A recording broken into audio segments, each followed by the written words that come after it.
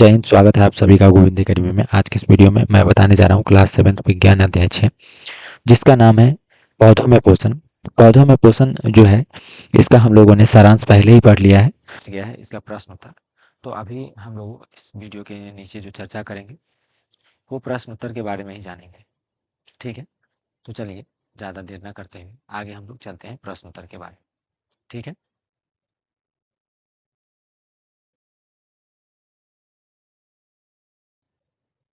प्रश्न उत्तर में यहाँ पे आप देखेंगे जो पहला प्रश्न है उसके बारे में हम लोग पहले देख लेते हैं। ठीक है, तो यहाँ पे आप देख पाएंगे कि जो पहला प्रश्न है, ठीक है, यहाँ पे सही उत्तर पर चिन्ह लगाइए।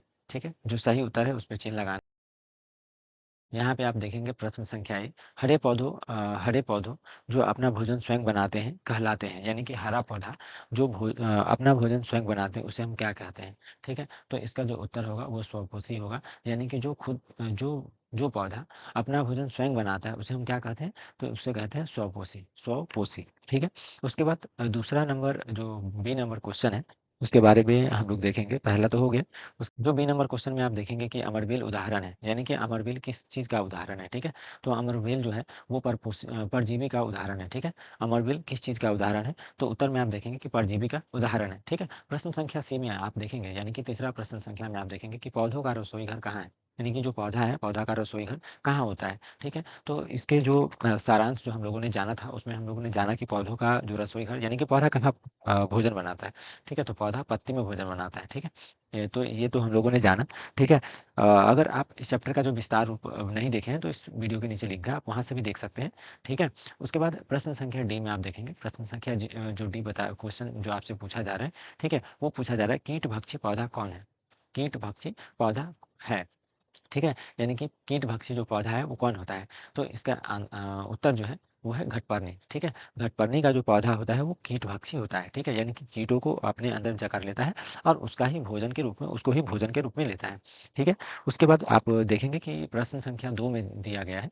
ठीक है, प्रश्न संख्या आप 2 में देख पाएंगे कि निम्नलिखित कथनों में, यहाँ पे आप देखेंगे निम्नलिखित कथनों में सत्य असत्य कथनों का चयन कीजिए। यानी कि ये जो प्रश्न है इसमें दिया गया है कि जो भी सत्य और असत्य है उसको लिखिए। ठीक है, तो पहला जो प्रश्न आप देख पाएंगे यहाँ पे कि प्रकाश संश्लेषण में सौर ऊर्जा का रासायनिक ऊर्जा की में रूपांतरित होता है। यानी कि प्रकाश संश्लेषण में सौर ऊर्जा का रासायनिक ऊर्जा में रूपांतरित होता है। हाँ, तो ये सही है, इसलिए ये क्या हो गया, सत्य हो गया। ठीक है, अब दूसरा प्रश्न पूछ रहा है आपसे कि जर यहाँ पे प्रश्न संख्या जो बी है वो पूछ रहा है कि जर कार्बन डाइऑक्साइड को ग्रहण करने में मदद करता है। यानी कि पौधों में जो जड़ होता है वो कार्बन डाइऑक्साइड को ग्रहण करने में मदद करता है, तो नहीं। ये यानी कि जड़ जो है वो कार्बन डाइऑक्साइड को ग्रहण करने में मदद नहीं करता है। ठीक है, तो ये गलत हो गया। ठीक है, इस वजह से ये क्या हो जाएगा, असत्य है। ठीक है, उसके बाद प्रश्न संख्या आप सी में देखेंगे, प्रश्न संख्या सी में बोला है कार्बोहाइड्रेट और ऑक्सीजन प्रकाश संश्लेषण के उत्पाद है। यानी कि जब प्रकाश संश्लेषण होता है तो कार्बोहाइड्रेट और ऑक्सीजन मिलता है प्रकाश संश्लेषण के दौरान। ठीक है, तो ये सही है, तो इसलिए ये क्या होगा कि सत्य हो जाएगा। ठीक है, इसलिए ये क्या होगा, सत्य हो जाएगा। ठीक है, प्रश्न संख्या डी, इसमें पूछा जा रहा है कि सभी जीव अपने पोषण के लिए हरे पौधा पर निर्भर करते हैं।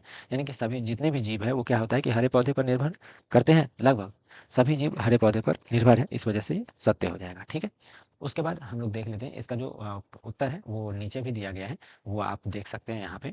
ठीक है, उसके बाद हम लोग देख लेते हैं उसके आगे जो प्रश्न संख्या 3 है, उसको हम लोग जानते हैं। ठीक है, प्रश्न संख्या 3 में क्या पूछा जा रहा है कि निम्नलिखित कथनों को एक शब्द बताएं। यानी कि जो भी लिखा हुआ है उसको एक शब्दों में ड्राइव करना है, यानी कि एक शब्दों में बताना है कि क्या है। ठीक है, इसके बारे में ये पूछा जा रहा है। यहाँ पे प्रश्न संख्या जो एक है वो पूछा जा रहा है। ठीक है, प्रश्न संख्या एक में आप देखेंगे कि पत्तियां में पाए जाने वाला हरा वर्ण को क्या कहते हैं। यानी कि पत्ती में पाए जाने वाला हरा वर्ण को क्या कहते हैं, इसका उत्तर होगा पर्णहरित। ठीक है, यानी कि पत्ती में जो पाया जाता है हरा उसको हम पर्णहरित कहते हैं।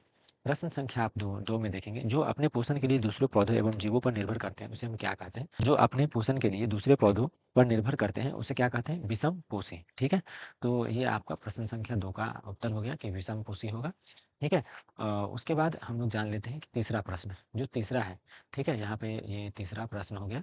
ठीक है, तीसरा प्रश्न में ये पूछा जा रहा है कि ऐसा संबंध जिसमें दो जीव आपस में एक दूसरे से सहयोग करते हैं। यानी कि चाहे वो खाने में हो या रहने में हो, जिस भी माध्यम से एक दूसरे का सहयोग करते हैं उसे क्या कहते हैं, तो उसे कहते हैं सहजीवी संबंध। ठीक है, उसे क्या कहते हैं, सहजीवी संबंध कहते हैं। उसके बाद हम लोग आगे देख लेते हैं कि प्रश्न संख्या 4 है। ठीक है, प्रश्न संख्या 4 में क्या पूछा जा रहा है।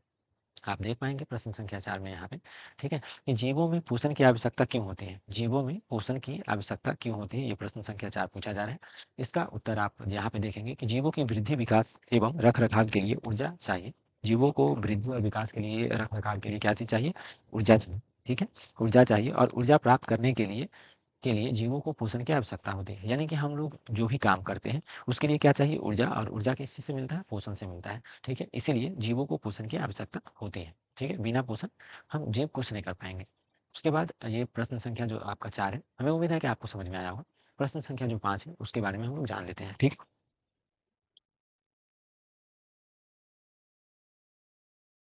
अब आप देख पाएँगे प्रश्न संख्या 5, हरे पौधे में खाद्य संश्लेषण प्रक्रिया का वर्णन कीजिए। यानी कि जो भी हरा पौधा है, उसमें खाद्य संश्लेषण का जो खाद्य संश्लेषण प्रक्रिया है, उसका बताया जा रहा है कि इसका विस्तारित कीजिए, वर्णन कीजिए, ठीक है? हरे पौधे में खाद्य संश्लेषण के लिए कार्बन डाइऑक्साइड, जल और और क्या है? प्रकाश की आवश्यकता होती है, ठीक है? खाद्य संश्लेषण के लिए क्या होता है? जल और प्रकाश की आवश्यकता होती है। हरी पत्ती जिसमें क्लोरोफिल होता है, हरी पत्ती में क्या होता है कि क्लोरोफिल होता है। सूर्य के प्रकाश की सहायता से कार्बन डाइऑक्साइड और जल का उपयोग कर कार्बोहाइड्रेट बनता है। यानी कि जो सूर्य का प्रकाश और जल, कार्बन डाइऑक्साइड, इस सभी की सहायता से क्या होता है कि कार्बोहाइड्रेट बनता है और ऑक्सीजन मुक्त होता है। यानी कि कार्बोहाइड्रेट भी बनता है और ऑक्सीजन क्या होता है? मुक्त होता है।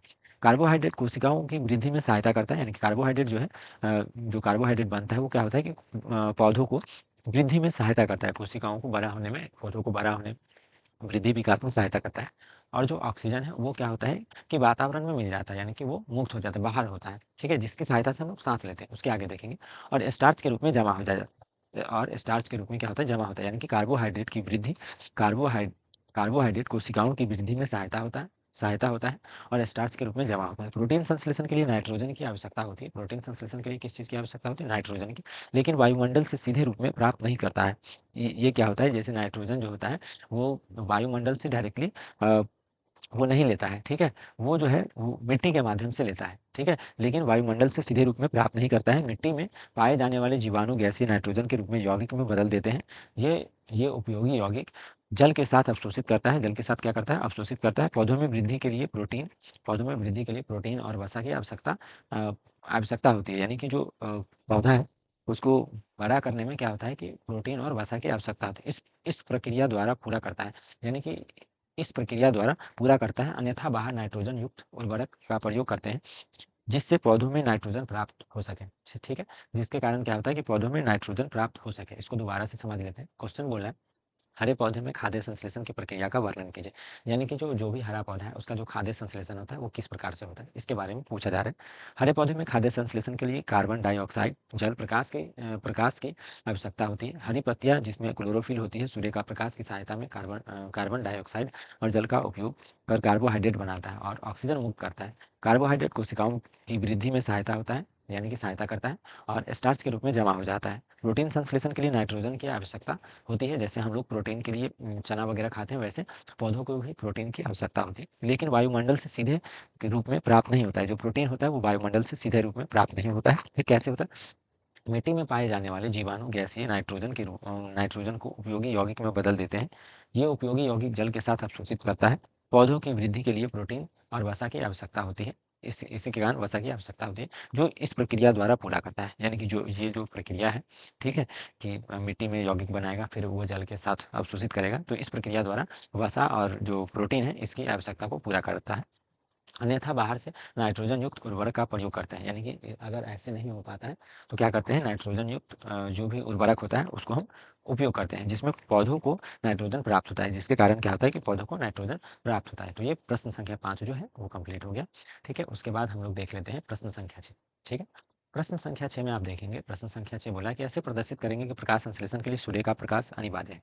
यानी कि यहाँ पे ये पूछा जा रहा है कि एक हमें उदाहरण बताइए, जिसमें ये हम बता सकें कि प्रकाश संश्लेषण के लिए सूर्य का प्रकाश अनिवार्य है। ठीक, पौधा को बगान में जहाँ सूर्य का प्रकाश पौधे तक पहुँच रखते हैं, उसी प्रजाति के दूसरा पौधा बल्ब के प्रकाश वाले रूम में रखते हैं। प्रतिदिन दोनों दोनों पौधों को जल देते हैं, ठीक है? प्रतिदिन, यानी कि प्रत्येक दिन जल वगैरह सब कुछ देंगे दोनों पौधों में।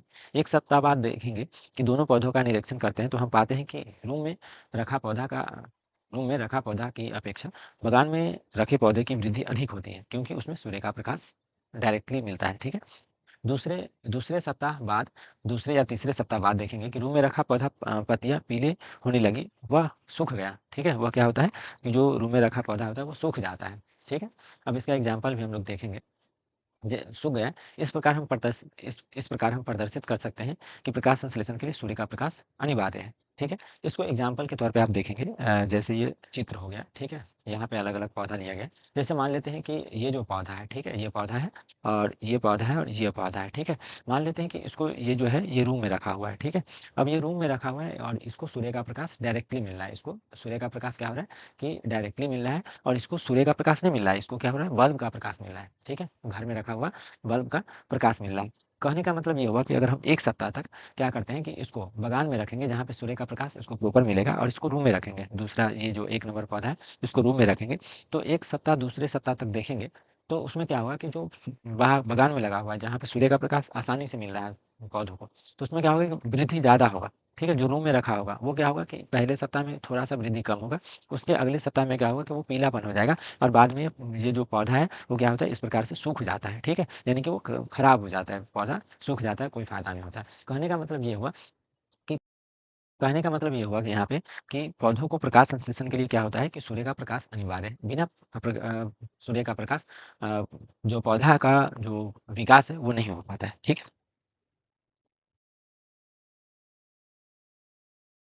उसके बाद प्रश्न संख्या जो 7 है, उसमें बताया जा रहा है, क्वेश्चन पूछा जा रहा है कि परिभाषित करें, ठीक है? प्रश्न संख्या 7 में पूछा जा रहा है कि परिभाषित करें। अब परिभाषित क्या करें उसके बारे में हम लोग देख लेते हैं। प्रकाश संश्लेषण, पहला क्या है कि प्रकाश संश्लेषण, यानी कि प्रकाश संश्लेषण को परिभाषित करना है, उसके बारे में बताना है कि प्रकाश संश्लेषण क्या है, ठीक है?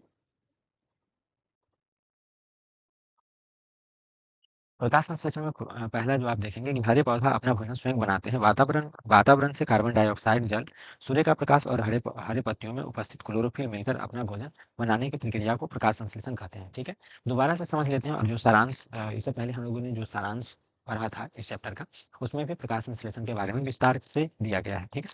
दोबारा समझते हैं। हरे पौधा अपना भोजन स्वयं बनाते हैं। वातावरण से कार्बन डाइऑक्साइड, जल, सूर्य का प्रकाश और हरे पत्तियों में उपस्थित क्लोरोफिल मिलकर अपना भोजन बनाते हैं। इस प्रक्रिया को क्या कहते हैं? प्रकाश संश्लेषण कहते हैं। इस प्रक्रिया को क्या कहेंगे? प्रकाश संश्लेषण कहेंगे, ठीक है? दूसरा है सहजीवी संबंध किसे कहते हैं, ठीक है? प्रश्न संख्या जो 7 है इसका जी ये जो परिभाषित करने के लिए है, इसमें प्रश्न संख्या जो दूसरा है वो है सहजीवी संबंध। इसको किसे कहते हैं? ऐसे दो जीव जो एक साथ रहते हैं, दोनों आपस में मिलकर अपना पोषण, रहने का स्थान, वृद्धि के लिए पोषक तत्व उपलब्ध करते हो, ऐसे संबंध को सहजीवी संबंध कहते हैं। जैसे लाइन में शैवाल और कवक के बीच ऐसा ही संबंध होता है। कहने का मतलब ये हुआ कि दो जीव जो आपस में मिलकर अपना भोजन, ठीक है, यानी कि पोषण या रहने में आवास, किसी भी प्रकार का आदान प्रदान करता है जो कि एक दूसरे से होता है, तो उसे हम सहजीवी संबंध कहते हैं, ठीक है?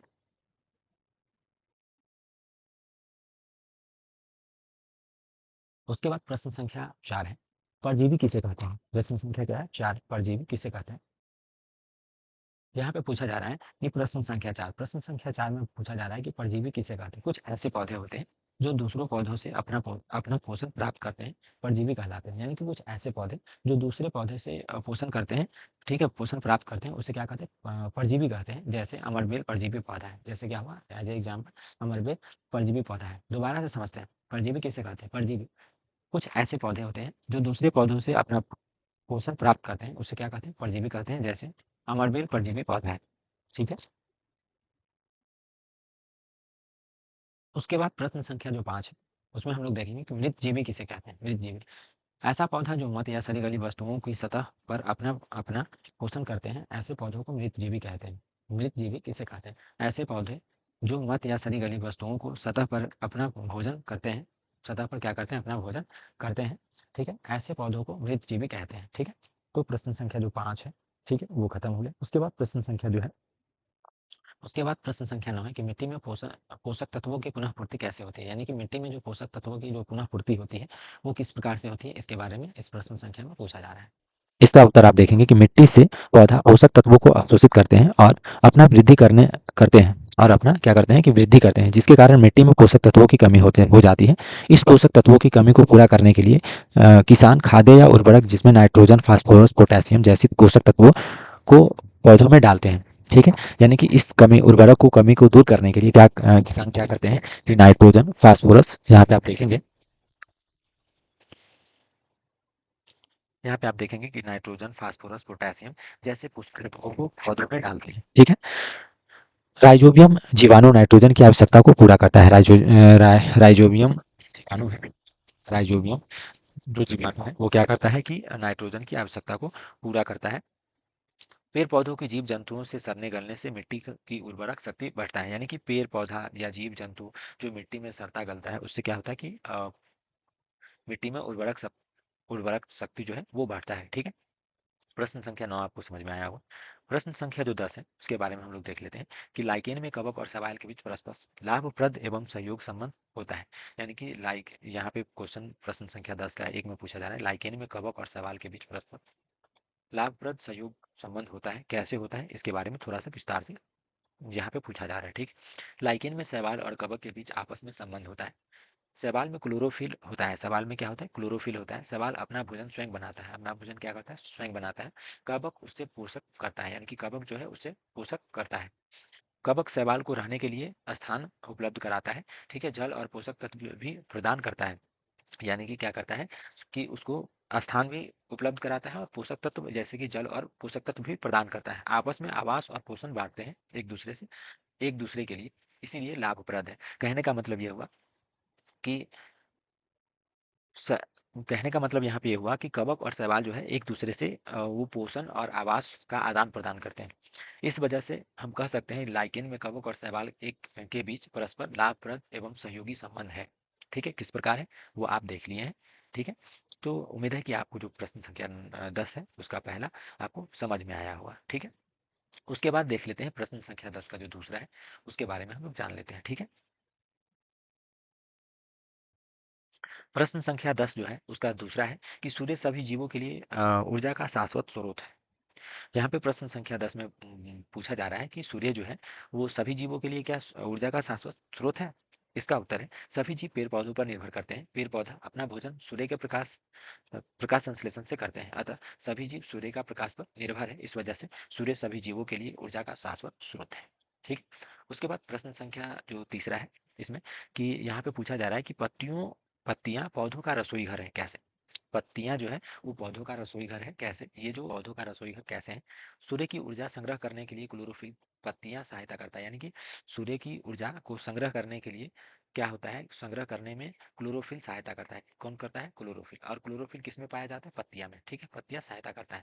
वातावरण से CO2 खनिज लवण और जल का संग्रह भी पत्तियां करता है। ठीक है। ये सभी जो संग्रह करता है वो कौन करता है? पत्तियां करता है। और प्रकाश संश्लेषण की क्रिया करता है। यानी कि ये सभी संग्रह करने के बाद क्या होता है कि प्रकाश संश्लेषण का भी क्रिया किसमें होता है? पत्तियों में होता है। और पेड़ के सभी भागों में पोषक तत्व विस्तृत होता है। पेड़ के सभी भागों में क्या होता है? पोषक तत्व विस्तृत होता है। अतः हम कह सकते हैं कि पत्तियां पौधों का रसोई घर है। दोबारा से समझिए, पत्तियां पौधों का रसोई घर कैसे है। ठीक है। दोबारा से समझिए कि पत्तियां जो है वो पौधों का रसोई घर कैसे हैं। सूर्य की ऊर्जा संग्रह करने के लिए क्लोरोफिल की आवश्यकता होती है। क्लोरोफिल पत्तियां की सहायता से करता है। यानी कि क्लोरोफिल जो है वो पत्तियां सहायता करता है। यानी कि क्लोरोफिल जो अब लेने में किसकी कौन सहायता करता है? तो पत्तियां सहायता करता है।